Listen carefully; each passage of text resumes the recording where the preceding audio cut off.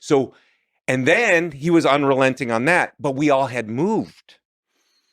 And we had moved mindset, and we understood the why, and we marshaled together. And then by the end of June, and it was crazy, the mechanical product design teams, sourcing, all of us, all the partner, Corning, pulled together to make that happen because it was the right reason. Welcome to the Mindset by Design podcast with your host and NLP expert, Andy Murphy, where you will learn the tips, tricks, and strategies he teaches his world-class clients to give you the skills to dominate any business.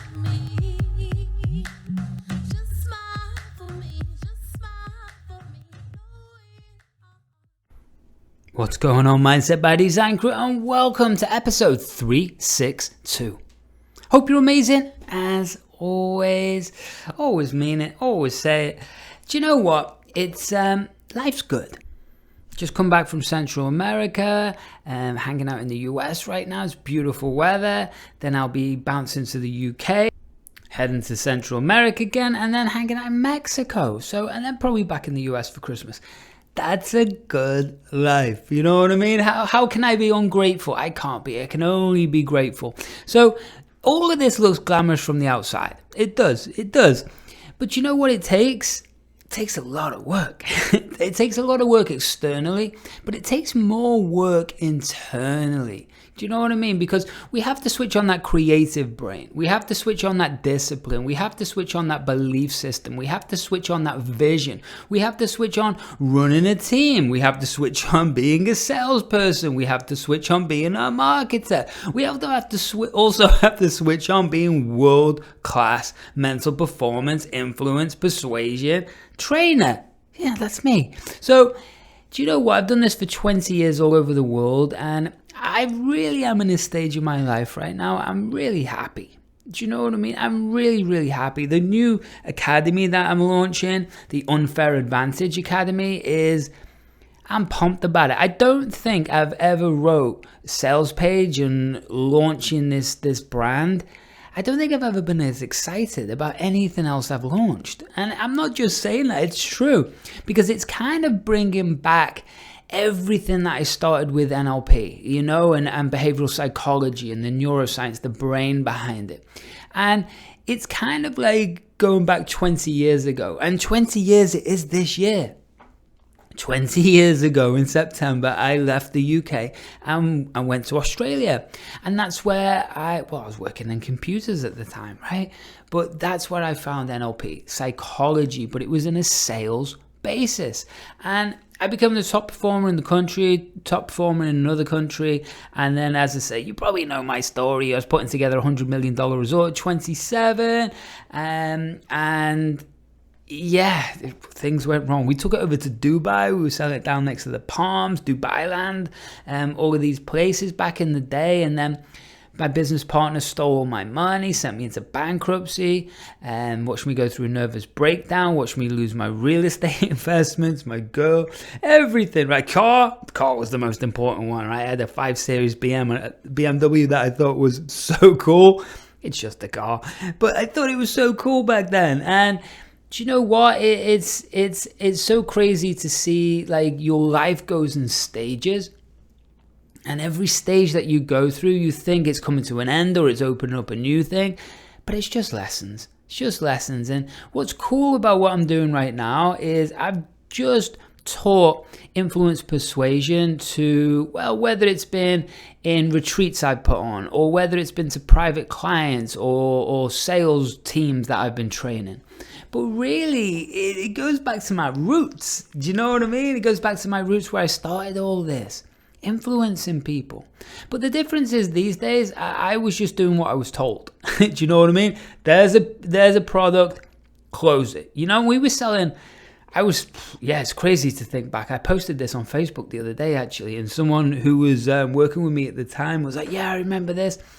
I've sold multiple properties that were worth $500,000 back in the day, so it's like $1 million now, and I was selling them in 90 minutes. Do you know what I mean? And the person they come in, they didn't know what was going on.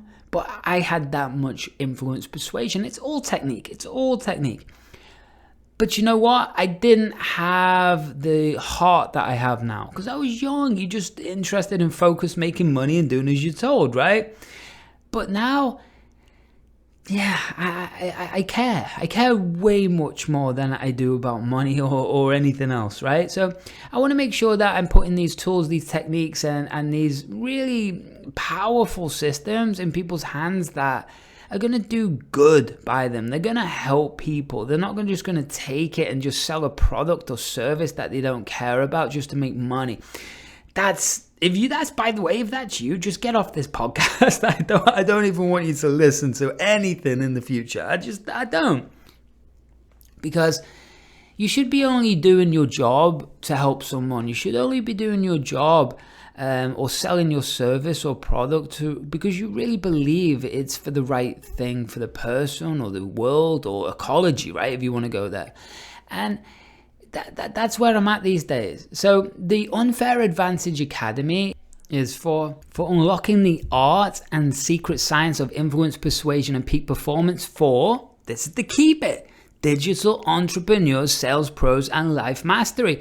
Listen, I'm not going to pitch this now. I'm not even going to talk about this now. I'm just pumped about it because I've been working on it for all week, you know? But it's taken me 20 years, millions of dollars, living in 9 countries, being the top sales performer in 2 of those countries, a nervous breakdown, bankruptcy, and, you know, building a $100 million resort. And then, you know, it's also assisting NBC celebrities, Fortune 500 CEOs, Hollywood actors, digital superstars, world champions, and even helping royal family to create an unfair advantage in their life. And that's why I'm pumped about it. You know what I mean? So I'm not going to talk about that now. I'm really not, because it's not available now. But you can DM me or message me or connect with me somewhere for an early bird ticket. But it's going to be pimp. I'm pumped about it. I really, really am. But enough about that. Today, today's a cool episode because I was wondering what to talk about today, you know? And one of the key things is I hear these stories about Elon Musk, right? I hear these stories about Steve Jobs, and I hear about these stories about high-level CEOs, founders, and visionaries, and them being assholes. Do you know what I mean? And being dicks. And I found this clip, and it's really, really cool. It's by a guy that used to work with Steve. It's by Lex Freeman. If you don't know Lex, he's really cool. He's been on Rogan loads of times.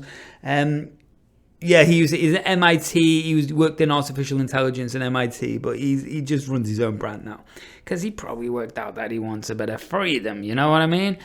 So it's a cool clip. It's about 20 minutes long. I'm going to throw my 2 cents worth in and we break it down, as I'm sure you're used to by now. You're a regular listener. You know, we've done 362 episodes. So you've got a lot to go through for sure. But this is a cool clip. But it's really fascinating. It's really fascinating to hear different ways of leaders or people in power of how they influence people. You get where I'm going with this theme? You know what I mean? How they influence people, how they make people take action and change behaviors, and in Steve's case, change culture, right? I'm sitting here with a Mac. You know what I mean? I'm sitting here with an iPhone. So already, Steve, I've just given you about $3.5-4 grand just there sitting on my desk. Oh, sorry. I've got a keyboard and a trackpad, so that's another $200, you know? So that's just me giving that amount of money to that brand. Never mind everything else. It's a lot of money. So imagine if everybody out there, or a massive proportion of people out there got this technology. You know, it doesn't happen by accident. There's a vision. There's a reason that we love these type of brands. And well, part of the thing I'll teach in the academy is around this. But the truth is, it's special, right? We remember this. It gives us a feeling. And that's not by accident. It's all by design. And that's what we're going to cover today. So if that's a good thing and you want to know how to lead people, You want to know how to get your vision with being an asshole or not being an asshole? What's the best way? Well, we're going to find out. We're going to jump into that right now. And speaking of jumping in, make sure that you're going over to the show notes, making sure that you are doing what? You got it connected with me on social. Andy Murphy Mindset. Whatever it is, Instagram, Facebook. I'm not using TikTok, but I need to use TikTok. You can even find me on YouTube. Don't use YouTube much, but there's a lot of episodes and content on YouTube. What else? That's it. Come and connect with me. Enjoy. Make sure that you're liking this, sharing this, and putting a comment somewhere. And you can write me a review. I'd love it. I love it. The link's in the show notes. So that's it. Let's jump into the episode, and I will see you at the end of the show.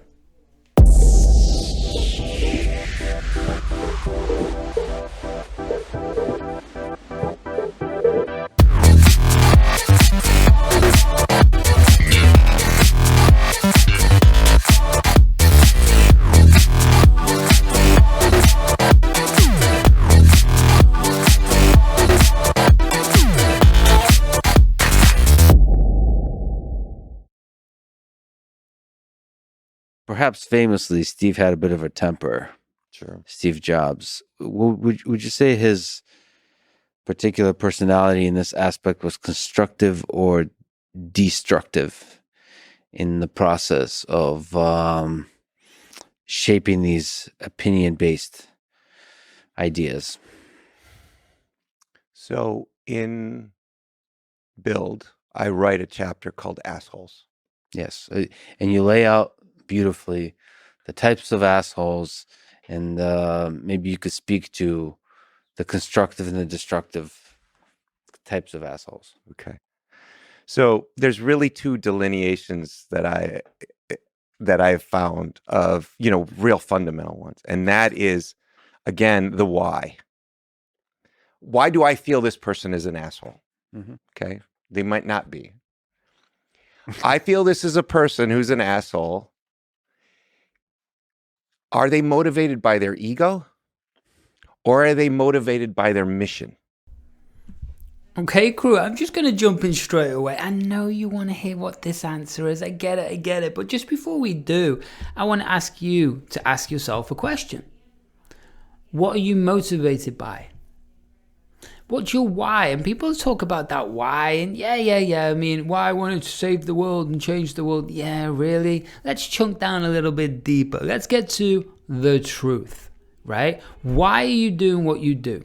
Well, for me, I definitely want to help people. I definitely want to help as many people on earth as I can while I'm still alive. That's the absolute truth. But if we want to chunk it down a little bit deeper, what's the absolute truth? Right? The core truth, the truth. Well, it's to live a great life for me, right? My family. That's why I do what I do. Otherwise, the truth is that you could do anything, right? Because if it's just about money and having freedom, which it is for me, it's about freedom, be able to travel the world, do what I want, work from my laptop, and create great income, right? And then I can help my family, my friends. That's really what it's to do with. I want to live by the beach. I want to look at oceans. I want to get on planes. I want to see new experiences, countries, people. I want to learn. I want to evolve. I want to get better at being me. That's the truth. Maybe it's the truth. But the truth is, that's my motivation.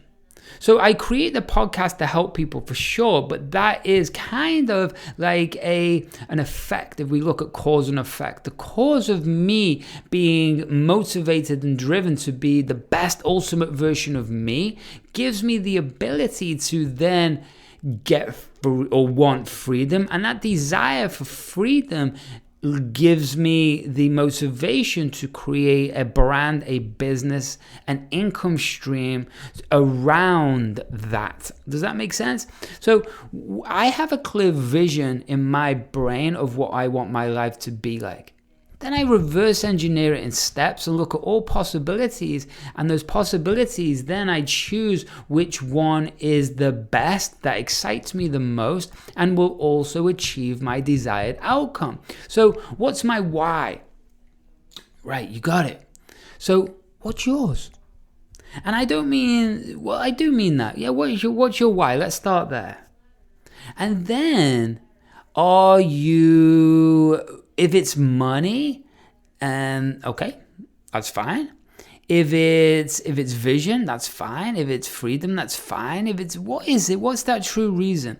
And I'm going to come back in a moment because I want to play the next clip. But while I'm doing that, have a think about that. Something they're trying to do and doing in service of something else, right? Sometimes those lines can be blurry, but it's usually pretty clear. When it's ego motivated, it's clear they're just trying to get up in the ranks, push people down, shove people aside. I think we saw a president do that on a stage once. I'm me, and I'm the guy, right? And I'm going to prove it by pushing everyone away and being nefarious or what have you, either passively aggressive or aggressively aggressive. Mm-hmm. But they're doing about themselves. There's another one, which is someone who's so attentive to detail and unrelenting that they're trying to get the right things for the customer or in service of their mission. And they want to make sure we fulfill those things, right?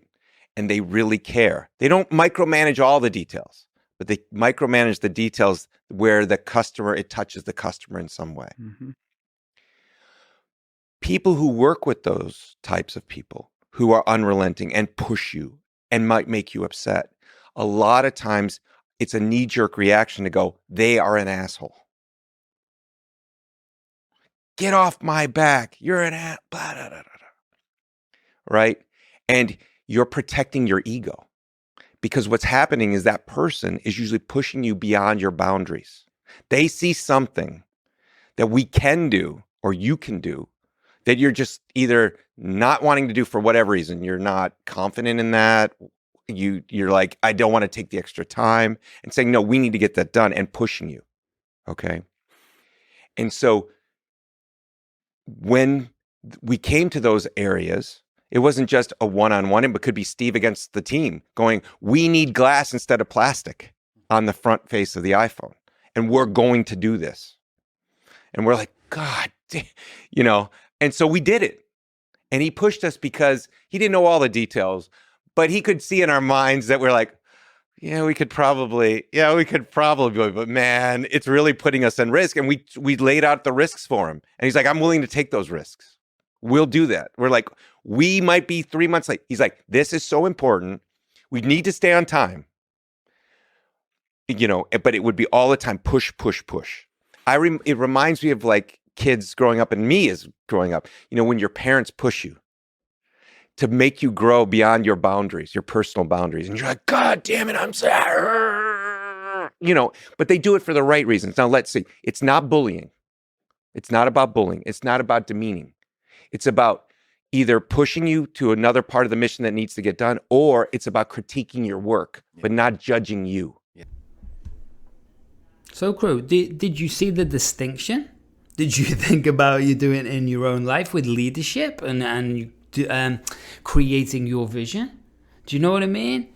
Ego, let me explain about ego, right? I've got a whole system around ego I'm not going to go into today. But it's ego is, it really always boils down to one thing: insecurity.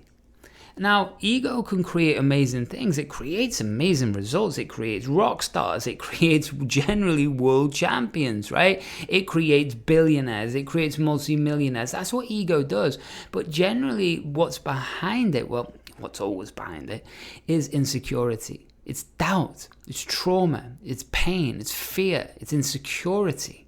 So it's always about a projection, and it's always about control. It's always about dominating.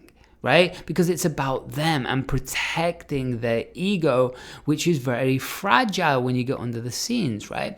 This is why people bling bling. This is why people also moan.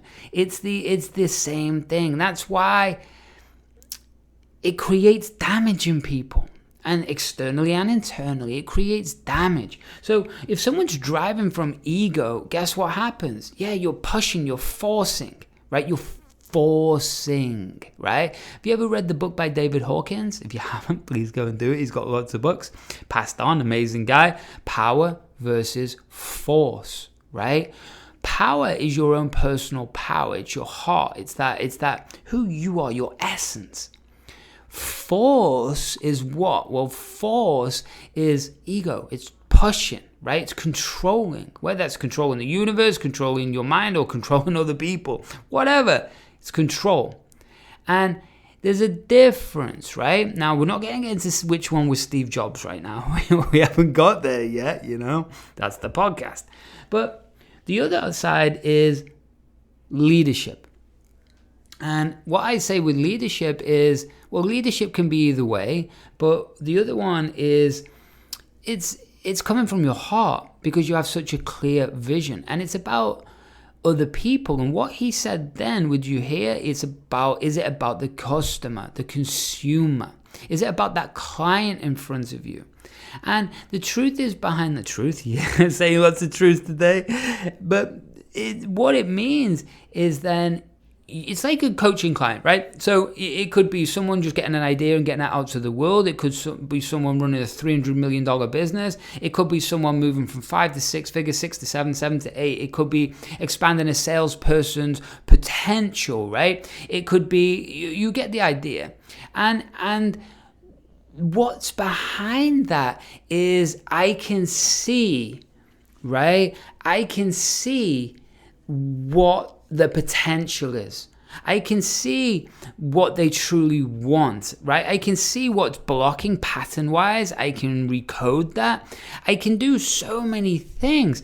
But really, I've got a person at the moment, right? Been working with me for a while as a personal client. I don't work with too many, but He's awesome. And I've watched him go from corporate, and now he wants the freedom, and he's moving into creating his own business, his own brand. And it's brilliant, right? So what he's doing is brilliant. And it's so interesting watching him push, pull, expand past the boundary, and then get something what I teach is called a snapback. And that snapback goes back into his old neurology, his old patterns, his old behaviors. And then he connects to that future vision. We build that pattern in his brain, and then guess what? He moves forwards. And then it's a constant expansion, detraction. But as we constantly expand, right, then we're not detracting as much each time. So the expansion as the software in the brain or the mind muscle gets deeper, thicker, and stronger, the chemicals, the vision, everything starts to become more real, which creates different chemicals in the brain. It creates a stronger belief.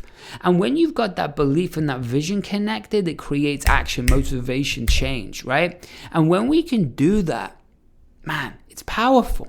So that's what the guy was talking about as well, right? So he's talking about really caring about the consumer or caring about the client, and you can push, you can shove, you can press pain because it's for the best for them, right? It's like a medicine you're giving someone and they're scared of taking it, but it's going to cure them. And if it's going to cure them and you believe it 1,000,000%, would you give up? No, you'd be relentless with that person. They can hate you, they can scream at you, they can do whatever, but it doesn't matter. You just know it's for the best for them, so you will keep pushing, right? That's the difference. Yes. Well, Right. there's a lot to say there. So one, it's fascinating. It really is fascinating, and you laid out a very nice picture. But it does feel like there's sometimes gray areas, Yes. which is why it makes all of this very complicated. So one question I have for you in terms of glass on the iPhone, how important is it that, like Steve in that case, is right? Because I could argue each side. It seems like, in one sense, just having a strong vision and opinion is already going to make everybody grow, even if it turns out to be the wrong. As long as you are sort of standing your ground, Napoleon invading Russia or something in the winter, like it's just not going to be a He's good not idea. that good, right? It's not a good idea, but I'm going to hold to that. And then once you decide, you go all in.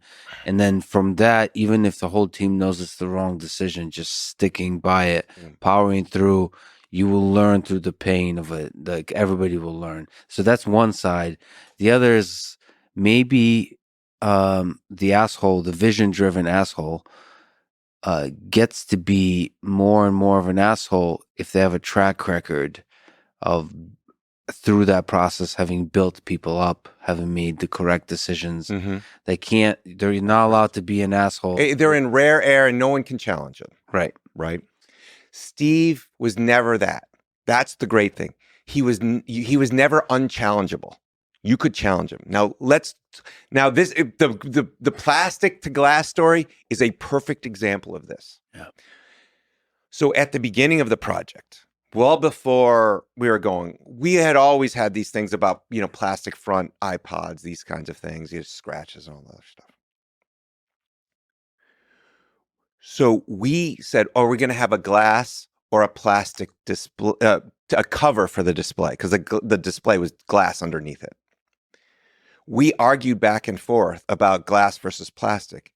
And then we all landed together on plastic. Okay? The original decision was plastic. And the reasons were, okay, we don't want to make a mistake. Glass can break. People drop them all the time. So we don't want to have a fragile device because you're going to be using even more than a music player, right? And you're going to be holding your head and putting it in your pocket and misses and all that stuff. So we went down the road with plastic. When the product was shown at Mac World in 2007, the first time, that was plastic. We had just enough of them in the field at the time. We started seeing light scratches on the plastic. Reviewers who didn't have the device yet, because it was behind glass. If you remember 2007, the Jesus phone comes up and no one could even touch them. You could just look at it in this beautiful museum quality box, like it came from the future or whatever, the past. And it was like, oh, and you just looked and that was all you got. But then people said, well, what covers on that? Reviewers who knew better, and they're like, it's plastic. And they were like, really? And so there was enough of a doubt there. And then when we started to do it, and then Steve changed the frame of reference of the question or of the result of what the customer would think. And he was like, if we designed it with plastic and it's in their pocket all the time and it gets scratched by coins, lightly scratched, or by keys or something like that, that is a design problem. We need to fix that was our bad. If they go off and drop it, or even slightly drop it, and it cracks, it's the customer's fault. And they have less likelihood to complain. Yes, they'll complain, but they're part of that failure. Yes. Oh, that's fascinating. And then there's truth to that. Right? Yeah. Because then they were part of why it failed. Whereas the design, they didn't do anything wrong. It was just sitting in their pocket and it's scratching. And that's normal use. Yeah. Abnormal use has been dropped. And we're like, oh, now we get it. And so we all moved to that mindset when you framed the problem and the solution in that way versus the original framing where we all landed on plastic. So, and then he was unrelenting on that, but we all had moved. And we had moved mindset and we understood the why. And we marshaled together. And then by the end of June, and it was crazy, the mechanical product design teams, sourcing, all of us, the partner, Corning, pulled together to make that happen because it was the right reason. Okay, crew. Did you hear that? That's genius, right? But that's the genius of persuasion. That's the secret sauce, man. Did you hear what happened, right?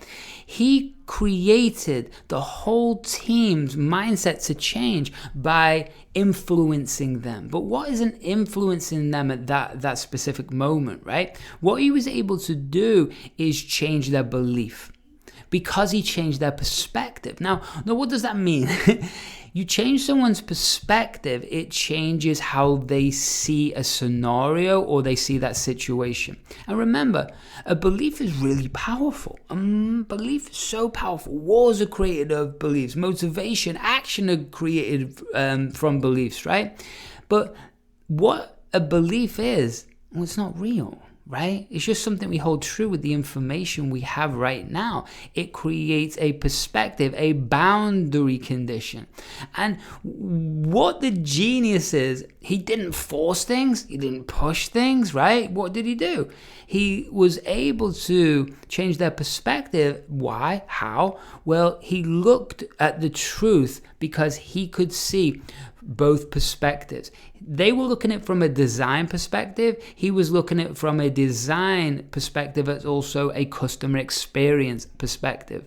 And when he was able to show that duality, then what that means is then the whole team, right, cause and effect, or pacing and leading, he was able to then allow them to change their perspective or their mindset around the whole scenario, which then made them take action. So it wasn't a extrinsic or an external thing that was done. What it was done was a intrinsic, an internal thing. Why? Because he was able to change their emotion, how they felt about it, their vision of it, and they were able to relate to the customer experience, which meant that they created massive desire and action. And you heard what they said. The whole team got behind it, the design team, the everything, and they created it on the timeline that they originally set out for. And when you can understand that's true power, right? Whether that's you're doing sales, whether that you're team leading, whether that you're creating a brand, a vision, or whatever the hell it is, man. The truth is, truth again. if you are able to have constant behavioral flexibility and see different paradigms or different perspectives over everything, and not be egotistical or attached to any of them, but the clarity of that vision or the mission, or back to the why, right? Why you're doing this, then you're able to lead the hearts and minds, another Steve Jobs quotes, the hearts and minds of many people. And it's those attention to detail that is the difference, that makes the difference. And why I give Apple sitting on my computer, right, sitting on my desk right now, like $4,000. Oh, plus my old Mac, plus my old phone, plus, you get the idea, right? That's why is it the first $1 trillion company? Apple, I think it is, right? Yeah, it's $1 trillion company. It's the world's first $1 trillion company. So think about that. And all they're selling is products. That's it. So is it a product that we absolutely need? No. If I remember, I was in Colombia, and I left my laptop, my Mac, my old Mac. I left it at the airport in Florida. Crazy, man. We got it back. My girl went and got it after I realized after a day of being in Colombia. So what did I do? I was like, oh my God, I need it. Well, you sure? Well, I thought I did. I went and actually bought a $200 PC, and I was there a month or two, and I was fine. It was fine. Podcast quality, well, the sound wasn't quite as good, but didn't really matter, did it? No. So we don't need these things. We desire these things, and we desire these things because of the persuasion, influence, or emotional connection we have to how beautiful the details are on the Apple products and the functionality of it, right? So that's how you're able to create massive change in people. Right. So this, you look at these stories and you hear just the top line rumors of the takeaways, but that's not usually how it all happened. Of like one leader was, that's not how Steve was. Now I've seen leaders who are just pounding, and just had no real empathy for the team and understanding the why. And it is the way I want it, right? I am the supreme leader. That wasn't like that. When He just had a very strong a opinion, very strong opinion, but it was challengeable. it was challengeable. And if you came with the right thing, you could modulate that, but you had to come with a team. It couldn't just be you. It had to come a team and data and to overcome, because it was a very strong opinion. And there's personal quirks of character, like you said. Bad days and good days. Bad days and good days. So there's also the 3 options you said. You notice that the third option is always going to be the one that's picked. Right, sure. Those kinds of Idiosyncrasies. idiosyncrasies. And that brings up another thing. Okay. You said challenge the idea, not the person. I'm somebody who has I have a temper. I use colorful language and so on. When on teams I work, in my private life, I'm much calmer and so on. But when I get really passionate with engineering teams, Sure. and I've been called an asshole. and you get, I am distinctly aware that you cross lines often. There's like levels, right? Sure. That you could. It has to do with language and how language is heard. So, for example, you could say a lot of stuff to me. You could swear. You could say stuff that sounds like I don't know, Lex. Sometimes I think you're the dumbest human on the face of the earth, or something. I don't know. Sure. This sounds very personal, right? But I'm not going to take that personally. I understand what's being said, and then I'm also noticed that there's other people that take stuff more personally. This has to do with teams and figuring out, like, okay, who's going to take certain words personally and not, and you have to know. That's what makes a great coach, a great leader, a mentor. You have to like factor all that in. But there's something about just being an asshole and being passionate and really driven that sometimes you do cross lines. And I don't know what to do with that, because it feels like it comes with the territory. Like it seems like you can't just have a perfectly optimized. No, absolutely not. We're humans. Yeah. We're humans. We don't have a program. Everyone's programmed the same way to react the same way to given stimulus, right? Yeah. So, you said, I don't know if this was a real example, but you said, oh, you're the dumbest human on earth or whatever. I would never say that. Absolutely never. And if someone said that to me, or I saw someone else say that to another person on the team, absolutely not. That is not allowed, because that's judging someone. You may be heated, and you can get heated and you can say it in your intonation, but to then try to put a label on it and put a label on a person, that is not allowed. So if you let that kind of culture happen and it becomes somewhat,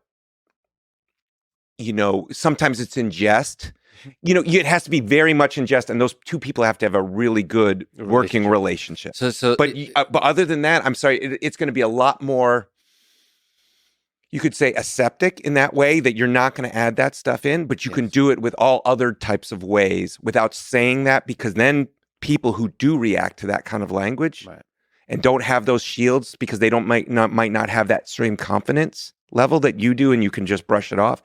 That can be very cancerous in a team, because people then meme that, and then they see, oh, that's the right way to be. You got to snuff that out, and you got to be that change or that model that you want to show the team. Yes, it's true. Even if it doesn't affect me, it's going to affect a significant enough fraction of brilliant people where that shouldn't be part of the culture. Exactly. And other people see that happen, and then, oh, I guess that's acceptable, right? Just like politics in the workplace, is that's acceptable or not? I call it out exactly when I see it in front of everyone, right? Mm-hmm. Because it's just another ego-driven thing. You have to set the tone as a leader for what you want your organization to be and how it gets reflected in the world. And you have to uphold that. And you can have an excursion outside of that, but you have to go back and say, I'm sorry. Yeah. Yeah. You have to go and apologize, heal, and say, I was not the person I wanted to be that day. I'm really sorry. Yeah. And even in front of the team. And have that humility and say, we're all human here. And just because I'm the leader doesn't mean I don't make mistakes. So have the self-awareness, apologize. Exactly. And that's also part of the culture. I was going to actually jump in halfway through that, but I let it play out, and he answered what he said. What I was going to say, right? It's self-awareness, right? And the other side of it is not everybody is self-aware. Not everyone is confident in who they are. That person in the team could be you new to that role, and they could be new to that person, and different words create different realities, right? So you could say something to someone and you don't know internally what that trigger is. You don't know their experience before dealing with someone's tonality, that phrase that they've said. You don't know if someone's having a bad day, a good day. You don't know what's going on in that person's personal life, right? So when you're developing a team, or you're developing company culture, but also team dynamics, then it's very important for hiring process for sure, right? But it's the level of the communication is the response that you get. So if your team is being awkward or it's not flowing, then it's always down to personal communication inside of yourself, and then it's also personal communication to other people, right? And this is the same with coaching. It's the same with sales, right? It's the same with marketing. It's the same with writing sales letters. It's the same with anything. It's even the same way as I've done 361 1.5 podcasts, right? And we all get better, right? And some podcasts have been better than others, and hey, hopefully you like this one. But do you understand what I mean? So we can't look inside of someone's world. We can't look at their version of reality. We can only guess or mind read their version of reality. And if you are then coming from ego, this is my idea, this is right, then that's a shitty team member, right? It's a shitty team member, or a shitty leader, or a bad coach, or whatever it is. You're not going to get the sale. Imagine that being the sales, right? We'll talk about sales for a second. Imagine someone being in front of you who you're trying to sell, and you say you guess that that's what they want to hear, buying a car, or you're mind reading their emotional connection to the product, right, or service, and you say the wrong thing. That can destroy your sale, right? And so that's the same with, we're talking sales funnels. What that means is that the opt-in or lead magnet leading to the webinar or whatever it is, or the sales page, that has to be congruent, because that's where the ad to landing page to sales page to everything has to be congruent. So if you're saying one thing or acting one way, and then you write something completely different, that person who wants to buy is very confused. It's also the same thing with anything, right? Interpersonal communication, or it's the same thing. We have to be so self-aware of ourselves, right, in every moment of our life, for sure, in our own relationships, but also when we're influencing people, right? Persuading and influence is a little different, but it's kind of the same thing, right? One's more slap, there it is. Influence is more subtle. It's more gentle. Just like what we explained with Steve Jobs, right? So when we can understand that language is this powerful, we best be careful how fast or what we're saying, because if we want to get the right response, we best say the right words with the right emotion. Oh, yeah. How are you different from Steve as a leader and designer? So you've spoken about sort of what made you stronger, which is he was able to challenge, he was able to push you to bring out the best. Well, I come from the technical angle, right? Deep technology, software, hardware, systems thinking, implementation, all that stuff. So I have a different bent. He wanted to be an engineer, started, but really he was much better at all the other things, the storytelling, the interfacing, and being the voice of the customer and being that product marketer in a way, right, that we talked about. I grew into being the product marketing, then marketing. He came really out the other way, right, and never got really deep technically. So that's two different mindsets. One's not better or worse. It's just that's how it is. And it takes all kinds to and all kinds can do great designs. Did it manifest itself differently? Just the fact that you came from those different places. Absolutely. Like what?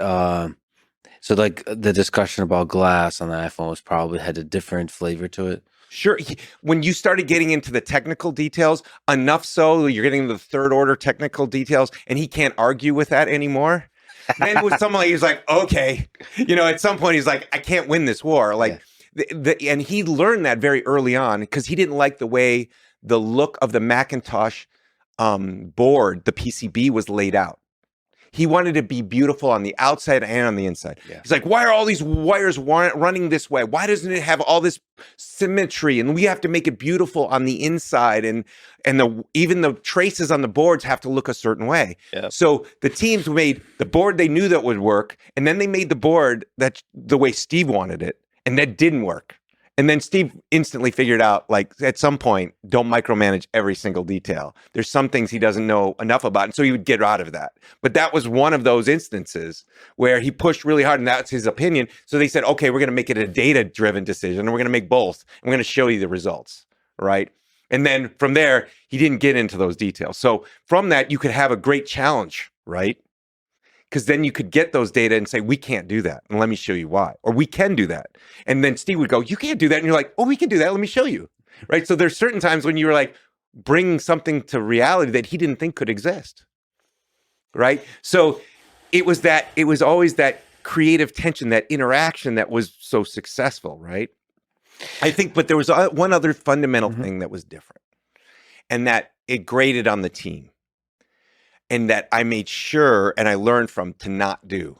And I maybe overdo now in the opposite direction, which is when there's a great idea that comes from the team, acknowledge that person and go, that is a great idea. As the leader, the opinion driven, that's a great idea. Let's build on that. Let's see if that can do that. Or it's a great idea, but not for now. Put it aside. But call out when people have great ideas because it's infectious. And that means maybe not ideas that come bubble up to the customer level, but inside the organization. People they get rewarded for their ideas and say, that's a great one. Steve was always like, you'd give an idea and he would go, okay.